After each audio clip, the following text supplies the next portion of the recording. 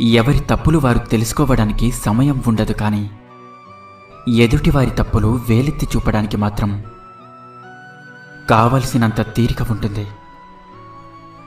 కష్టం విలువ తెలిసినవాడు ఎవరిని కష్టపెట్టడు. ఇష్టం విలువ తెలిసినవాడు ఎవరిని వదిలిపెట్టడు. తెలియక చేస్తే అది పొరపాటు, తెలిసి చేస్తే అది నమ్మక ద్రోహం. ఒక వ్యక్తి పతనానికి ఆరంభం అతని నోటి నుండి వచ్చే అహంకారంతో కూడిన తప్పుడు మాటలు. స్త్రీ ఒక కసాయి భర్తతో అయినా బ్రతకడానికి ఇష్టపడుతుంది, కానీ అనుమానించేవాడితో బ్రతకడం చాలా కష్టంగా, అలాగే భారంగా భావిస్తుంది. ఆ బంధం కూడా దినదిన గండం నూరేళ్ల ఆయుష్ లాంటిది.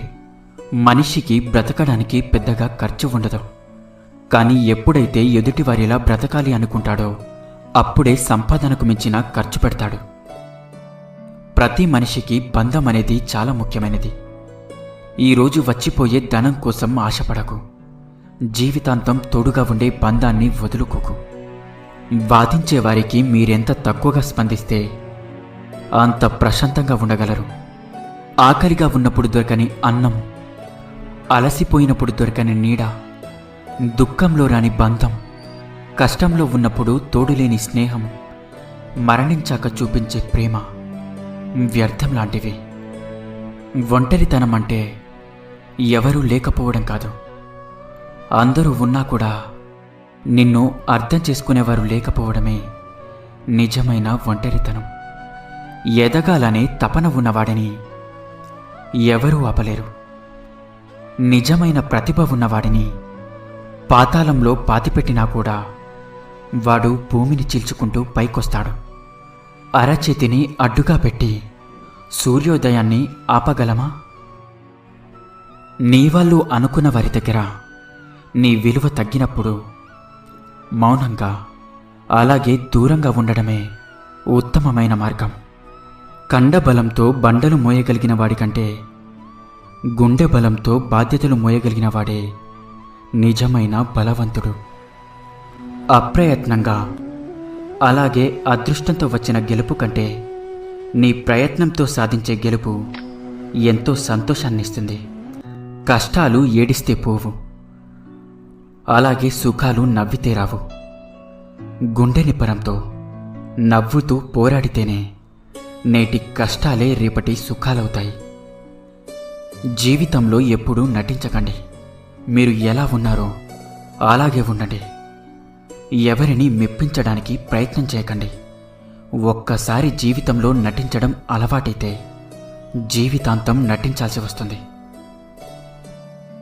మీకు కుదిరితే ఒకరి సంతోషానికి కారణమవ్వండి, అంతేకాని కన్నీళ్ళకు కాదు. ఎందుకంటే అది ఎప్పటికైనా తిరిగి మిమ్మల్ని ఏడిపిస్తుంది. ఎవరూ నిన్ను గుర్తించకపోయినా పర్వాలేదు, నిన్ను నువ్వు నమ్మితే చాలు. ఆ తరువాత నీ విజయాన్ని చూసి ఈ ప్రపంచమే గర్వపడేలా ఎదుగుతావు. నువ్వు అవసరం లేని వాళ్ళ దగ్గర, అలాగే అర్హత లేని వాళ్ళ దగ్గర నీ యొక్క శక్తి సామర్థ్యాలను నిరూపించుకోవాలి అనుకోవడం అవివేకమవుతుంది. గౌరవం, ప్రేమ, అలాగే స్నేహం ఇవి భిక్షగా అడుక్కుంటే వచ్చేవి కావు. నువ్వు నచ్చి, అలాగే నిన్ను మెచ్చి వాటంతటవే నీ దగ్గరకు రావాలి. అప్పుడే నీకు విలువ. అవతల వారికి మీ యొక్క అభిమానం, అలాగే ఆప్యాయత అర్థం కానప్పుడు వారి కోసం మీరు ప్రాణమిచ్చేంతగా తప్పించినా ఫలితం ఉండదు. జీవితం అంటే ఎప్పుడూ చదివేసిన పుస్తకం కాదు, ఎప్పుడూ చదువుతూనే ఉండాల్సిన పుస్తకం. ప్రపంచమంతా నిశ్శబ్దంగా నిద్రపోతున్న సమయంలో నువ్వు తిప్పే కాగితాల చప్పుళ్ళు భవిష్యత్తులో విజయం సాధించిన తర్వాత ప్రపంచమంతా కొట్టే చప్పట్లు కావాలి. ఎదుటివారు మీలో తప్పులు చూశారని బాధపడకండి. ఆ తప్పులు సరిచేసుకుని తల పైకెత్తుకొని నడవండి. చిన్న చిన్న మాటల వల్ల మనస్పార్థాలు వస్తే ఆ మాటలు వదిలేయాలే కానీ ఆ వ్యక్తిని కాదు. ఈ క్షణం మళ్ళీ రాదు అనే వాస్తవాన్ని నువ్వు గ్రహించినప్పుడు జీవితం మరింత అర్థవంతంగా మారుతుంది. జననం నుంచి మరణం వరకు సాగే ప్రయాణంలో నిన్ను నమ్ముకున్న వారి కోసం బాధ్యతతో బ్రతకడమే జీవితం. భరించలేకపోతున్నాను అనుకుంటే దానిని ఎదిరించి పోరాడు. పోరాడలేకపోతున్నాను అనుకుంటే దానిని భరించి బ్రతుకు. అర్థమైందనుకుంటా.